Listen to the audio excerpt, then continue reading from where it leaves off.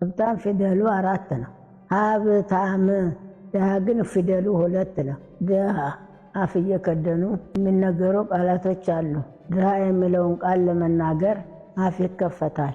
ሀብታም ብሎ ሲናገሩት ግን ከንፈር ይዘጋል። የኔ ልጆች በድሃ ላይ የማይከፈት አፍ፣ የሀብታም ግን ዝም የማይል ከንፈር የለም። ድሃ ጥበብ ቢናገር የሚሰማው የለም። ድሮ ጥበብ ተድሃ ነበርሽ ማን ሊሰማሽ ይባል ነበር።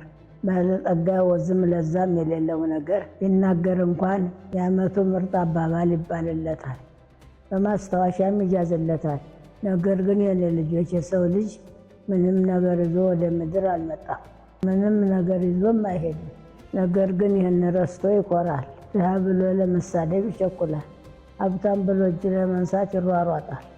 ድሃ በትክክል የሚጠላውን ያውቃል፣ ሀብታም ግን ወዳጁንና ጠላቱን ማወቅ አይችልም።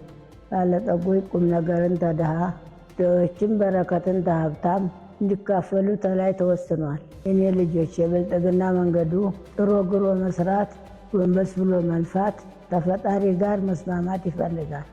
ምክንያቱም ብልጥግናና ሀብት ተትጋትና ተፈጣሪ የሚሰጡ ናቸው። አንተ ሀብት ስትፈልግ ሌላው ደግሞ ጤናውን እየፈለገ ነው።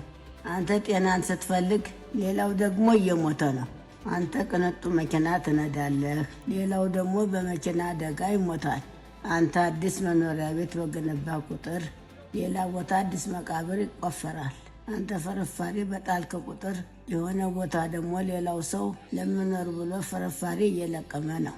አሁን አንተ ታለህበት ሁኔታ እንዲያወጣህና እንዲያሻሽልህ ፈጣሪህን በለመንክ ቁጥር ሌላው ደግሞ አንተ ወዳለህበት ሁኔታ ለመድረስ ብሎ እየጠለየ ነው። አንተ መንደር ታለ ፈገግታ፣ ሌላው መንደር የእንባ ጠብታ እየፈሰሰ ነው። ሽንት ቤት በገባህና በወጣ ቁጥር፣ ምግብ በበላህ ውሃ በጠጣህ ቁጥር ሌላው ደግሞ ለዚህ ዓላማ አርተፊሻል መሳሪያ ተገጥሞለት እየተጠቀመ ነው። አንድ ጧት ፊትህን ስትታጠብ ሌላው ደግሞ ኩላሊቱን በመሳሪያ እየታጠበ ነው። ስለዚህ ልጆች ሆይ ተጎደላችሁ ያላችሁ ይበልጣልና ዘወትር አመስጋኝ ሁኑ። ሴቶችዬ በሚወዷቸው ወንዶች ላይ ክፉ አትስሩ። በልቡ ለሚፈልግሽ ሰው ጊዜ ነኝ አትበይ። የሚያምንሽን ወንድ አታታልይ። ሁሌ የሚያስታወስሽን ወንድ አትርሺ። ቦታ ለሚሰጥሽ ሰው ጊዜሽን አትንፈጁ። የኔ ልጆች በዘመኔ በዝምታዬ ተጠጥቼ አላውቅም።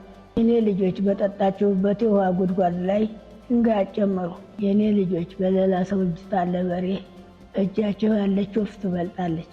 የኔ ልጆች በጣም ጣፋጭ አትሆኑ እንዳትዋጡ፣ መራራም ደግሞ አትሆኑ እንዳትተፉ። የኔ ልጆች በብድር ላይ ብድር አታብዙ እንዳትጨነቁ። የኔ ልጆች የማይረዳችሁን ሰው ተማስረዳት ተራራ መግፋት ይቀላልና ተወት አድርጉት። ባወቃችሁት ነገር ታልሰራችሁ ሌላ ነገር ለማወቅ አትድከሙ። መጥፎ ጎረቤት ተከባድ ብረት በላይ ይከብዳል። በክፉ ጎረቤትና ተከዳተኛ ወዳጅ ይጠብቃችሁ።